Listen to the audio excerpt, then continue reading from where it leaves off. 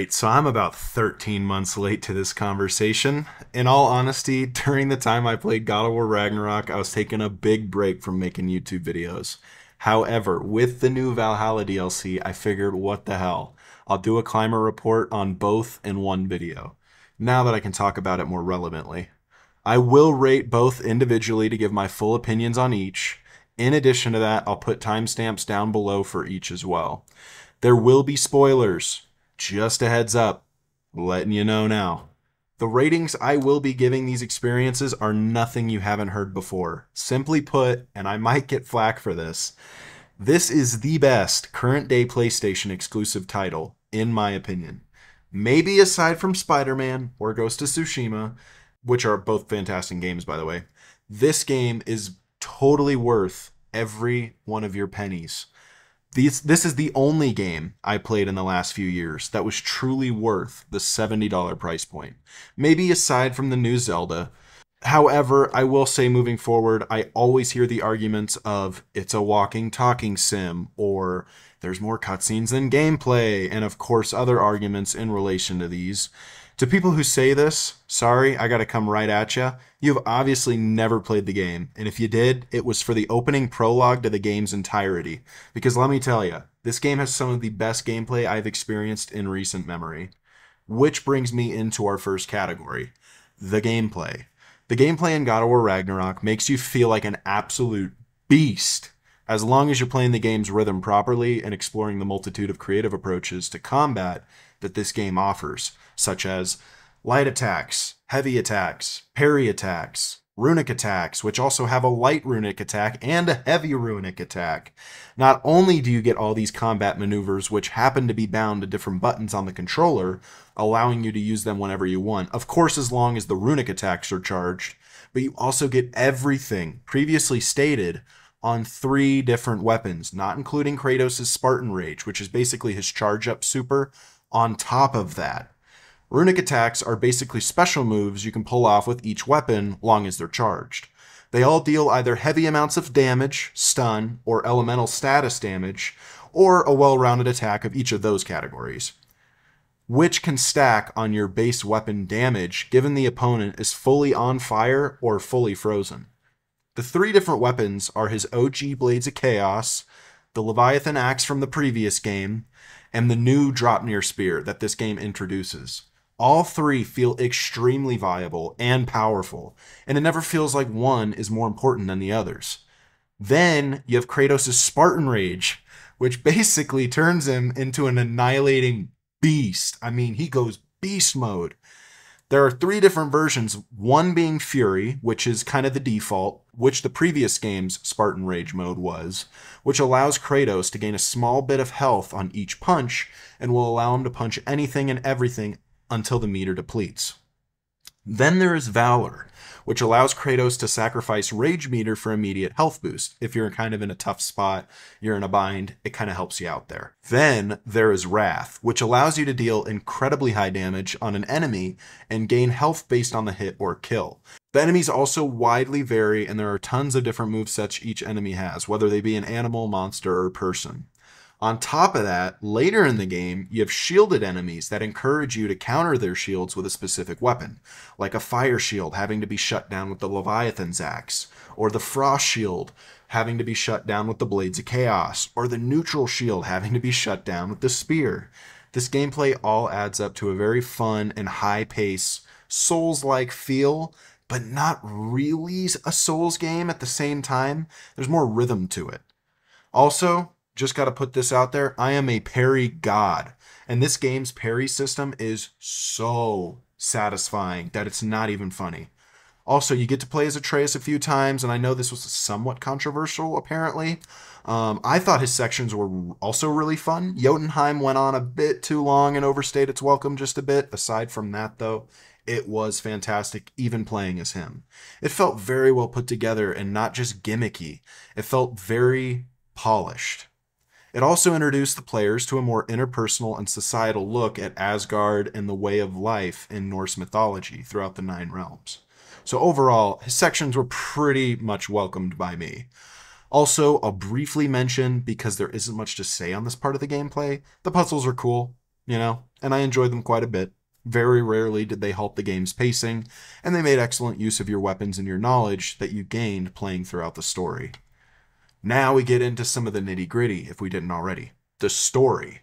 Man, oh man, I haven't experienced a story that intense, cool, cinematic, and just overall badass since probably like Halo 2.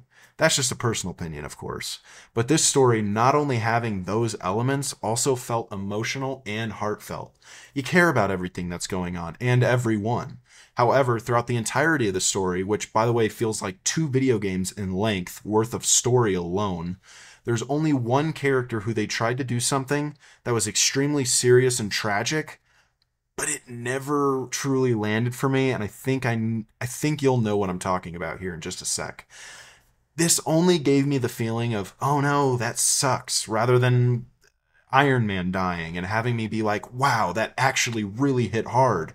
You know, it felt a bit weightless, I guess is what I'm trying to say, but that's just my opinion. Not to say it was bad, but I felt it could have been a bit better. And that was Brock's death and Sindri's reaction to it. It really just didn't land for me. However, the rest of the story is perfect. Kratos is starting to become more than the god who killed all of Olympus. We did briefly see this character change in God of War 4, but it really gets expanded on here. We see Atreus much older now from God of War 4 and his opinions and decisions formulating all by himself.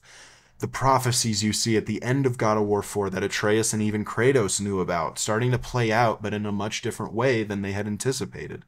Kratos was worried about his own death, as to not leave Atreus alone in a brutal world which he thought he couldn't handle. As the story progresses, we get a big confrontation between Kratos and Atreus regarding honesty, trust, mutual respect. Kratos is an overly worried father not wanting his son to go off on his own, which after the events of the original trilogy is perfectly warranted in my opinion. However, Atreus is the teenager who not only wants to see the world and learn a great many things, but also wants to set off on his own mission, which by the end, he ends up doing. Kratos, as the story progresses, realizes just how ready and capable Atreus is and lets him go off on his own by the end. Kratos also becomes the general in the Battle of Asgard, or the game's subheading, Ragnarok. The great battle against Asgard, which in the prophecy leads to the destruction of it as a realm. Thor, as depicted in God of War 4 and all of the marketing, was going to be a great villain in this game. Come to find out, he's a depressed yet power-hungry man looking to make his father Odin proud. In doing so, he was manipulated into becoming Odin's lapdog, doing all of his dirty work, which eventually led him to not being able to believe in or think for himself, until Kratos basically beats it out of him and tells him otherwise. To which Odin then actually kills him for his breaking of blind loyalty. Odin himself is a very complex, cool, and interesting villain here, in my opinion. He comes across right away as someone who is laying chess pieces, moves in advance, and is not giving his direct goal as to what he wants with Atreus, aside from the green cracked portal thing in his Undercroft. This leads the audience, at least myself, to wonder, what does he want? What is he going to gain by the end of his goal, aside from knowledge of the entire universe and dimensions? Like, what is he going to do with that knowledge? Then we have Freya, who has a massive 180 in terms of character arc, second to Kratos. After the death of Baldur in the first game by the hands of Kratos, she is loathing and angry and wants to kill Kratos for what he's done. As the story progresses, she realizes Kratos could be more useful to her alive by asking him for help to break her shackles on Midgard, which she was forcibly bound to by Odin. As their venture to achieve this goal happens, she learns more about the ghost of Sparta and his legend in Greek mythology, as well as the losses he experienced, such as killing his own family. She can't believe these stories, and they make her understand Kratos that much more as a person and not as a god. By the end, though, they are not super close friends, but they do create a strong bond with one another due to mutual respect for one another, and they do become great allies. The DLC would then come to expand on this and deem them as friends, as in the DLC, Kratos literally says, "I couldn't have done this without my friends," which sounds cringe coming from me, but in the context of the storytelling, in conjunction with Christopher Judge's performance, it's extremely wholesome. I could not have done so without my friends. So very glad he won an award for this game as best performance. He deserved it through and through. He literally is Kratos. However, all the characters are great and you feel for every one of them entirely. Just that one of their deaths may not have been as strong as it could have been. In fact, Thor's death really did hit harder than Brock's due to the writing and setup. It was just fantastic. Lastly, let's discuss graphics. This will be brief. The game is the most beautiful PS5 game aside from maybe Ghost of Tsushima. Hands down, without question. Alright, that is all I had. They were quite literally as perfect as technology and video games can get right now. That's how good they were. And it was butter smooth. Overall, on my handy dandy climate report meter, I would have to give this game's vanilla campaign and launch day experience a scorchin' rating. It was as good as you would hope it would be, and then some. It was truly a great sequel of all time.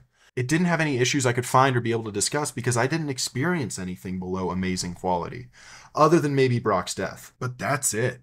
Fantastic game, couldn't recommend it more than for you to go buy it right now if you haven't already.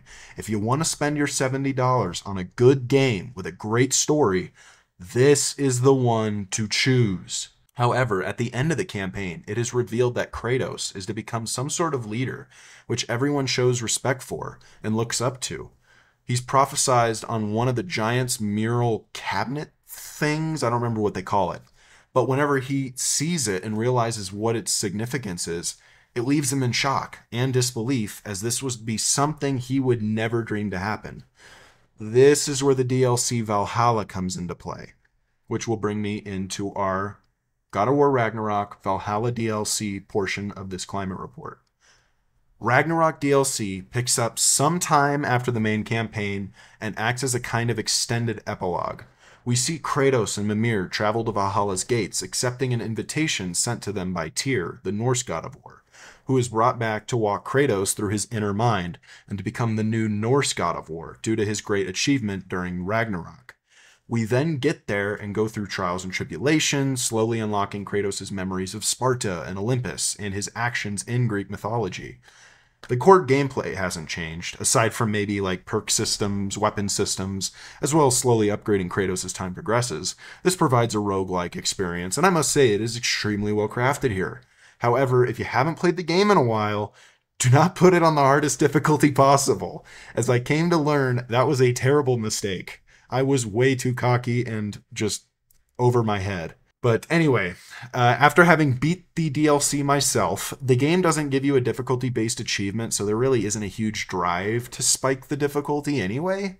So yeah, there's really no point, but it's fine, unless you want some challenge, of course. However, this DLC is really cool because not only was it just announced days in advance, but it's free and full of things to do and plenty of story to experience and learn. The story of this DLC is Kratos finally accepting his past, realizing who he once was, realizing his actions, not wanting to become his former self, but to grow from those experiences and be the best he can be. This story finds Kratos accepting his inner self and everything previously mentioned, his past, and moving on from it, and being at peace with not only himself, but his surroundings, which I find very compelling.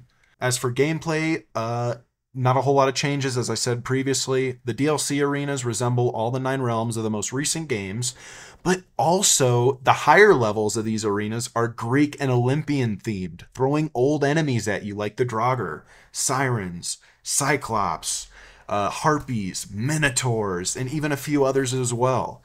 They even bring back the badass Blade of Olympus from the original trilogy, and it plays fantastic. It provides a new version of Kratos' rage modes like in the previous games. However, this time around, you get to use it for a very long period of time by parrying attacks, blocking hits, which feed directly into its duration meter, and it provides you with even longer use of it. I shat myself when you pull this thing out in one of the flashback memories. I shat myself even harder when I realized it was a permanent unlock. They bring back some of the classic music from the original trilogy, and they bring back Helios decapitated as Mimir's replacement when you were in Olympus. All of these things felt so nostalgic, but so tasteful, and not relying heavily on things we have already played, just as member berries. They bring them back in a way that progresses Kratos as a person. They bring them back in a way that makes you go, oh, I remember those or that, but then also make you think, wow, they fight a lot differently now. These aren't completely how I remember them. It was just very well executed overall. In the final cutscene of the DLC, when Kratos is finally ready to make peace with himself, he meets his younger self, which I was hoping the original voice actor would come back, say a couple things. It's okay that he didn't. But older Kratos basically yells at him, and it's a great scene. And Christopher Judge, yet again, absolutely kills it. He tells his former self, or his inner conscience, that he's done being who he was and he's ready to be someone better, someone fueled by hope and wisdom and not by anger and despair. He then joins Freya at the very end by her side and commanding and leading people across the 8 realms, moving forward in their lives. And this is the point at which he deems Mimir, Sigrun, and Freya as his friends, as previously mentioned. The DLC was truly a fantastic ride, and they really knocked it out of the park with the writing. Yet again, give the writers a raise, because geez, man. For a free DLC, I didn't expect to have this immensely high level of quality. Even if it's just considered one level. Yet again, on my handy dandy climate report meter, gotta whip that thing back out, I would drop another Scorchin rating. It is just that good. This game in its complete form is just that, a scorchin' hot experience from start to finish, leaving you with such great feelings and completeness. Unlike other games which have cliffhangers and to be resolved and so on, it truly tells a great story from start to finish and provides excellent and addicting gameplay. I couldn't recommend this game enough in its vanilla state, and especially its free DLC state more. Especially because the DLC is free. You can't beat free. Seriously, if you haven't yet, you have got to go play it and experience the awesome. I hope you enjoyed the video. I'll catch you guys in the next one. Have a good one, everybody. Peace out.